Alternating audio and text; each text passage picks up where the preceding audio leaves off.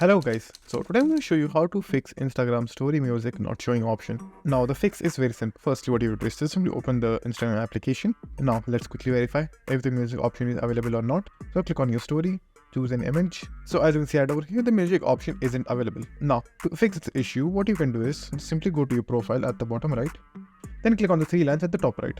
Then they simply go to settings and privacy. Now the problem will only occur when you have a professional or a business account. So the first thing that you can do is just simply try to change it back to your personal account. So for that, just simply click on create tools and controls.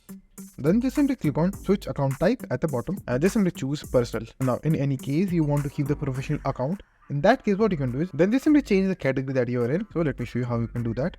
So just simply come to your profile and click on edit profile. Then just simply choose not now. Now over here just simply click on artist and just simply choose entrepreneur. Then click on the tick mark at the top right. Now after it is saved, just simply restart the application. Now reopen the application.